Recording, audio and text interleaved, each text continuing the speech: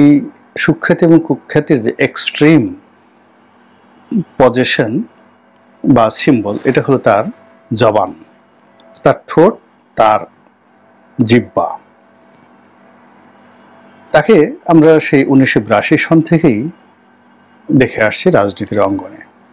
81 সনটা বাদ দিলাম, মে মাসে 81 সনে তিনি এসেছেন, 82 সন থেকে ধরুন। তো তখন থেকে তিনি কথা বলে আসছেন, ক্ষুরুধার কথা।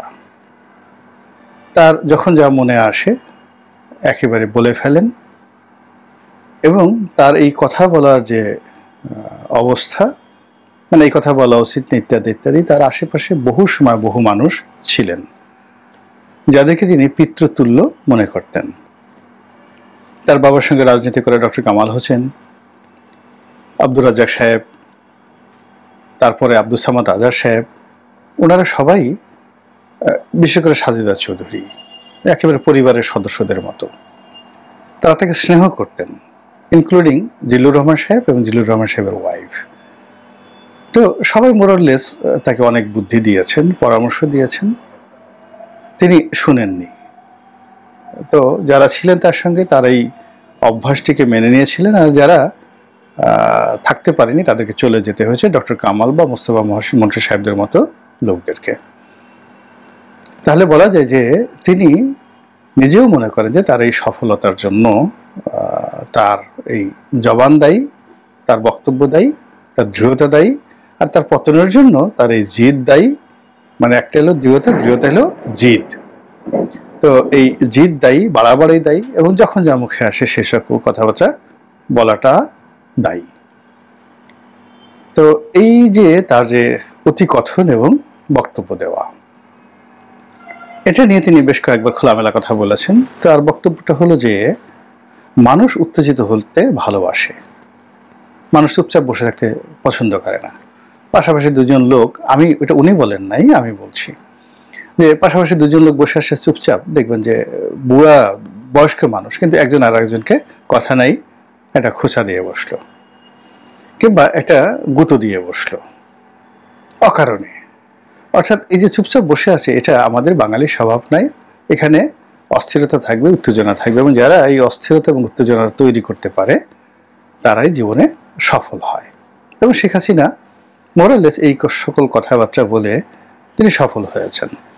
তিনি বিরোধী পক্ষকে যাচ্ছেতাই ভাষায় গালাগাল করেছেন, অপমান করেছেন, অপদস্থ করেছেন, খোঁচা দিয়েছেন, আরো অনেক কিছু করেছেন।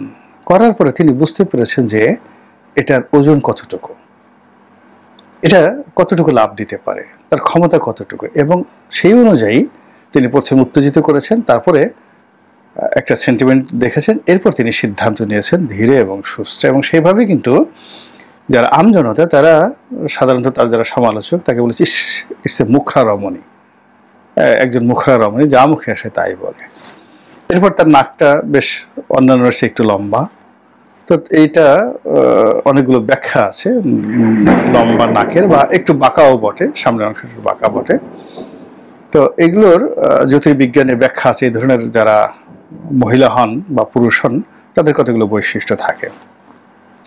তা আমরা সেই বৈশিষ্ট্যগুলোর যে ইতিবাচক দিক আছে সেটা চিন্তা না করে সবসময় বলেছি যে এই নাক, লম্বা নাক থাকা মানে এই প্রচণ্ড অহংকারী, উদ্যত, হিংসুটে, খোঁটা দেয়া মানুষ।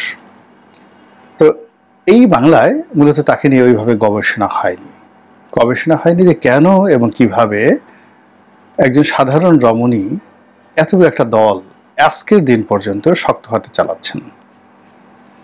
2 নম্বর হলো যে তিনি তার প্রতিদ্বন্দ্বীদের মনে সেই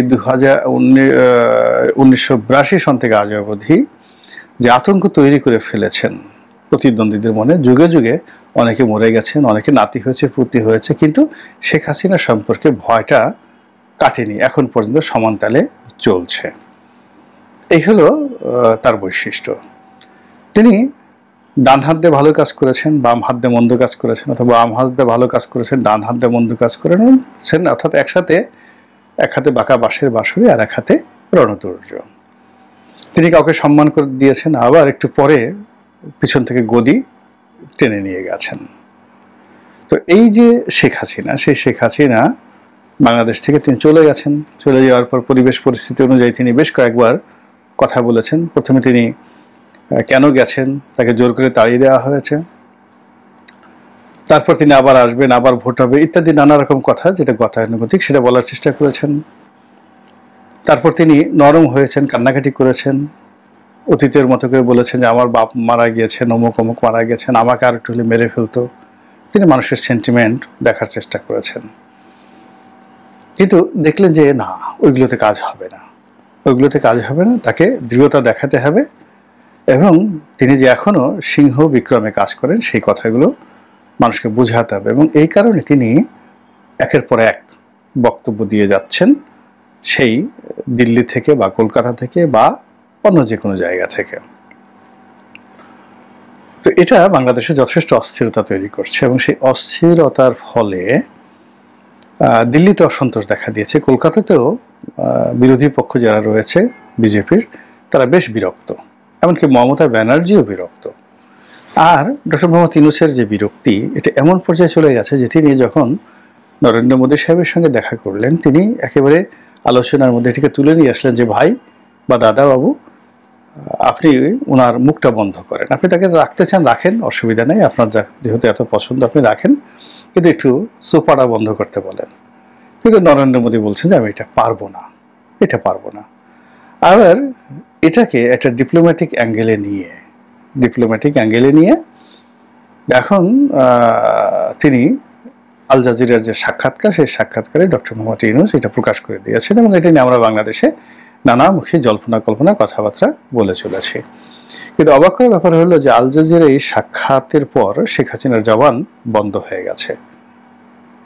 তিনি এই গত এক দেড় সপ্তাহের মধ্যে কোনো বক্তব্য অডিও বার্তা দিচ্ছেন না, কোনো নেতা কর্মীদের সাথে টেলিফোনে কথা বলছেন না, কোনো বক্তব্য ভাইরাল হচ্ছে না, ইত্যাদি ইত্যাদি অনেকগুলো বিষয় আমরা দেখতে পাচ্ছি। তাহলে ঘটনাটা কি? নরেন্দ্র মোদী কি আসলে তাকে কোনো সতর্কতা অবলম্বন করেছেন, অথবা তিনি কি কোনো কৌশল অবলম্বন করেছেন, নাকি এমন কিছু ঘটছে যে ঘটনার ফলে তিনি এই মুহূর্তে কথা বলাটা গুরুত্বপূর্ণ মনে করছেন না? যেমন আসলে হঠাৎ করে যে কাশ্মীরের প্রসঙ্গটা এসছে, সেই কাশ্মীরের যে প্রসঙ্গটা সেই প্রসঙ্গটার প্রেক্ষিতে ভারত একটা বিরাট চাপের মধ্যে রয়েছে, সারা ভারত উত্তাল। তো এই কারণে কি হলো, তিনি হয়তো তার জবান বন্ধ রাখতে পারেন স্বেচ্ছায়। প্রাজ্ঞ রাজনীতিবিদ, দীর্ঘদিন বাংলাদেশ থেকে চালিয়েছেন, তিনি তো বুঝতে পারেন যে এখন তিনি যদি একটা কথা বলেন বাংলাদেশ নিয়ে একটা ঘটনা ঘটে, এটা নরেন্দ্র মোদী তার আশ্রয়দাতা যারা আছেন তারা এটা স্বাভাবিকভাবে নেবেন না, এটা স্বেচ্ছা পরিণত হতে পারে। অথবা এই যে ঘটনা হিন্দু মুসলমান যে দ্বন্দ্ব সংঘাত, পাকিস্তানের সাথে সীমান্ত বিরোধ, আরো হাজার রকম সমস্যা নিয়ে ভারত যে অবস্থার মধ্যে রয়েছে, সেখানে হয়তো নরেন্দ্র মোদী যারা উপদেষ্টা রয়েছেন, বিশেষ করে অজিত দোভাল, তিনি হয়তো রিকোয়েস্ট করতে পারেন যে madam just keep quiet for few days, এই সময়টাতে আপনি রাখেন, এটা হতে পারে, এটা কোনো অস্বাভাবিক নয়। থার্ডলি সেটা হলো তিনি এই সময়টিতে বাংলাদেশে যা কিছু ঘটছে, যেমন IMF ঋণ পেল না, তারপর বাংলাদেশ যে রোহিঙ্গাদের জন্য বা আরাকান আর্মির জন্য যে করিডোর দিচ্ছে, মানবিক সহযোগিতা পাঠানোর নামে যে করিডোর দিচ্ছে, সেটি নিয়ে বাংলাদেশে যে প্রতিক্রিয়া তৈরি হয়ে গেছে সেটা। এরপর জামাতের সঙ্গে চরমোনাই, তাদের একটা দূরত্ব, জামাতের সঙ্গে বিএনপির দূরত্ব, এবং একই সঙ্গে চরমোনাইয়ের সঙ্গে সরকারের দূরত্ব, এই বিষয়গুলো তৈরি হয়ে গেছে। এমনকি দেশের বাইরে যে সকল মানুষ বিএনপিকে খুব সাপোর্ট দিতেন, বিশেষ করে ইউটিউবাররা যারা, তারাও বিএনপির ব্যাপারে ভীষণ রকম বিরক্ত, জামাতের ব্যাপারেও তারা বিরক্ত।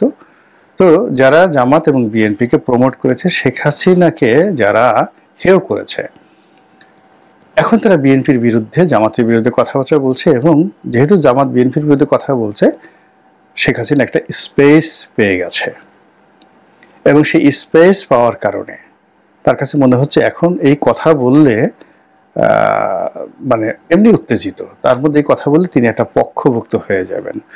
ফলে এখন বাংলাদেশে যে দেশের ভিতরে যে চতুর্মুখী সমস্যাগুলো তৈরি হয়েছে, অর্থাৎ ডক্টর মোহাম্মদ ইউনূসের অর্থনৈতিক সংকট, তারপরে তার সঙ্গে যে ডিপ্লোম্যাটিক করে যে সমস্যাগুলো চীনের সঙ্গে, ভারতের সঙ্গে, মায়ানমারের সঙ্গে, হচ্ছে, তার সঙ্গে যে মিলিটারির যে কমান্ড, সেই কমান্ডের যে দূরত্ব, তার সঙ্গে বঙ্গবন্ধু ভবনের দূরত্ব, আবার তার সঙ্গে বিএনপির দূরত্ব, জামাতের সঙ্গে সে আগের সে ধরম মহরম একদম নেই বললেই চলে। তো সব মিলিয়ে যে একটা পরিবেশ পরিস্থিতি তৈরি হয়েছে, এই পরিস্থিতির কারণে পুরো মাঠ এটা আওয়ামী লীগের জন্য একটা স্পেস তৈরি করেছে, একটা ব্রিদিং স্পেস তৈরি করেছে, একটা সহানুভূতি তৈরি করেছে।